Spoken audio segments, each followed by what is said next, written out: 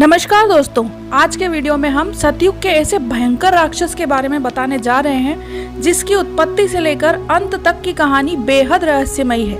हम बात कर रहे हैं भगवान शिव और माता जगदम्बा के अंश पुत्र अंधक के विषय में।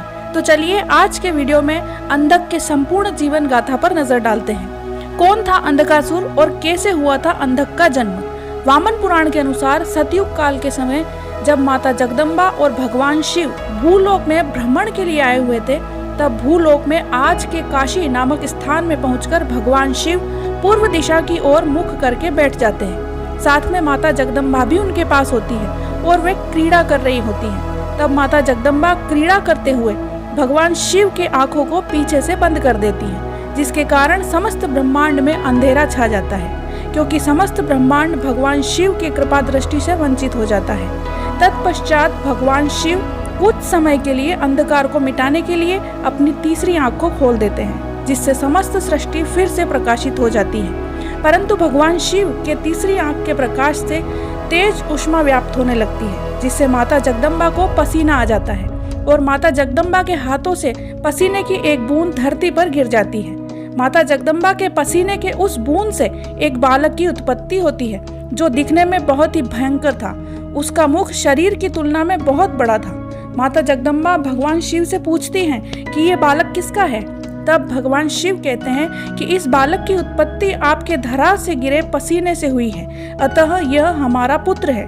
अंधकार में उत्पन्न होने के कारण भगवान शिव बालक का नाम अंधक रखते हैं। माता जगदम्बा बालक को अपने साथ ले चलती हैं। बालक का अंधक से अंधकासुर बनना। उसी समय असुर राज हिरण्याक्ष पुत्र की चाह में भगवान शिव की तपस्या कर रहे होते हैं। तब भगवान शिव हिरण्याक्ष की तपस्या से प्रसन्न होकर हिरण्याक्ष को अंधक को सौंप देते हैं। अंधक अब अंधकासुर बन चुका था और उसमें आसुरी मायावी शक्तियां भी समाहित हो चुकी थी।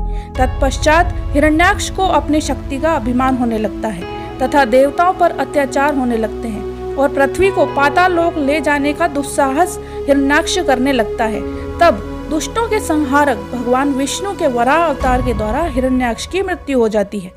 भगवान विष्णु द्वारा हिरण्याक्ष के अंत के बाद अंधकासुर असुरों का राजा बन जाता है और असुरों का राजा बनते ही समस्त असुरों को एकत्रित कर समस्त लोकों पर चढ़ाई कर देता है। अंधकासुर अपने शक्तिशाली आसुरी सेना के साथ सभी देव, दानव, यक्ष और गंधर्व इत्यादि पर विजय प्राप्त कर लेता है। तीनों लोकों पर विजय प्राप्त करने के उपरांत अंधकासुर के मन में एक सुंदर कन्या से विवाह करने का विचार आता है, जिसकी तलाश में अंधकासुर स्वर्ग लोक में भ्रमण करते हुए भगवान शिव के यहाँ पहुँच जाता है, जहाँ माता जगदम्बा बैठी हुई होती है। भगवान शिव उस समय वहाँ अनुपस्थित होते हैं। अंधकासुर माता जगदम्बा के सौंदर्य को देखकर मोहित हो जाता है। अंधकासुर को ये तनिक भी आभास नहीं होता कि माता जगदम्बा और भगवान शिव उसके माता पिता हैं। माता जगदम्बा के मातृकाओं और अंधक के आसुरी सेना के बीच युद्ध। तत्पश्चात अंधकासुर माता जगदम्बा को विवाह का प्रस्ताव रखने लगता है, जिस पर माता जगदम्बा मुस्कुराने लगती है। अंधकासुर माता जगदम्बा पर इतना मोहित हो गया था कि आसुरी सेना की सहायता से माता जगदम्बा को बलपूर्वक ले जाने की कोशिश करने लगता है। तब माता जगदम्बा अपने अनेक मातृकाओं को उत्पन्न कर अंधकासुर के समस्त आसुरी सेना को नष्ट कर देती है। अंधकासुर का वध किसने किया? अपने समस्त सेना का संहार देख अंधकासुर को बहुत ज्यादा क्रोध आता है और वो माता जगदम्बा पर हमला करने के लिए जैसे ही आगे बढ़ता है, भगवान शिव उसके सामने आ जाते हैं। तब भगवान शिव और अंधकासुर के बीच भयंकर युद्ध होने लगता है। अंधकासुर भगवान शिव को कड़ी टक्कर देता है, क्योंकि अंधकासुर माता जगदम्बा के अंश थे तथा अंधकासुर ने अपनी तपस्या से भगवान ब्रह्मा को प्रसन्न कर अनेकों वरदान प्राप्त भी कर लिए थे।